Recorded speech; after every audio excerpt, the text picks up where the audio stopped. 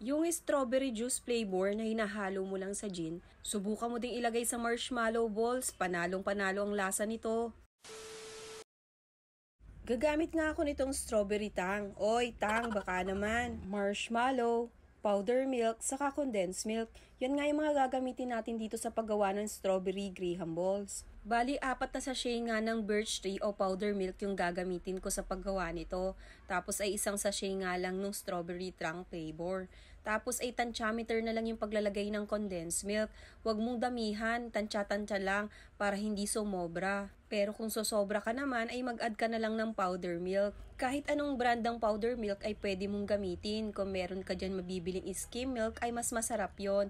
Pero kung wala naman ay pwede naman yung Bear Brand, Alaska, o kaya naman ay yung birch tree. Sa marshmallow naman ay ikaw na lang bahala kung ganong kalaking marshmallow yung gusto mo ilaman sa loob. Kung anong kulay ay marami ka ring pagpipilian. Bago ko nga simulang bilugin itong ating gagawing marshmallow balls ay naglagay nga ako ng mantika sa kamay.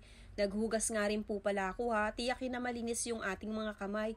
Kung meron ka naman dyang gloves ay pwede mo namang gamitin. Sigurado kasi dyang may magko-comment, ay madumi na yan kasi yan ay kinamay. Sa sukat naman ng marshmallow balls ay kayo na lang bahalang tumansya kung gaano kalaki yung gusto nyo yung gawin o gaano kadami. Minsan kasi ay nakadepende rin yun sa marshmallow na ilalagay mo sa loob. Kung mas malaki, syempre mas malaki yung magagawa mong marshmallow balls. Kung iniisip mo naman na magtinda o magbenta ng ganito at gawing negosyo, syempre mas maganda kung pare-pareho siya ng sukat. Pag nabilog mo na siya at nalagyan mo na ng palaman ng marshmallow sa loob, saka mo naman itong pagulungin sa natitira mo pa dyang powder milk.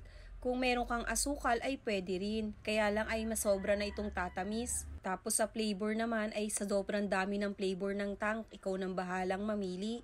Kung gusto mo ay orange, strawberry, grapes, or kaya naman ay pineapple ay pwede mong gamitin. Kung tatanungin nyo naman ako kung magkano ang nagastos ko dito, ay wala pang 100 pesos ha. Hindi pa kasama doon yung condensed milk kasi stock ko na yung condensed milk dito sa bahay. Sabihin na naman nandyan ng iba, hindi ako naniniwala na 100 pesos lang yung nagastos mo niyan. Sa iba-iba po tayo ng lugar, iba-iba rin po yung presyo. Kung meron ka mabibilihan na mas mura, ay doon ka po bumili. Habang ginagawa ko nga itong strawberry marshmallow balls ay napakabango. Hindi ko pa siya natitikman pero sigurado kong masarap ito, lalo na siguro pagka nailagay ko na ito sa rep at medyo lumamig na. Siguro kung ititinda ko ito ay 5 piso siguro ang isa ay pwedeng-pwede na at magugustuhan na rin ng mga bata, lalo na mga estudyante. Pero hindi ko nga po pala ito ibebenta, kay Kael lang po ay kulang pa ito. At dahil natapos ko na nga siyang bilugin lahat at na-coat ko na rin ang gatas, syempre titikman na natin yan. Sulit at napakasarap nito, kaya itry nyo din gawin, magugustuhan ninyo.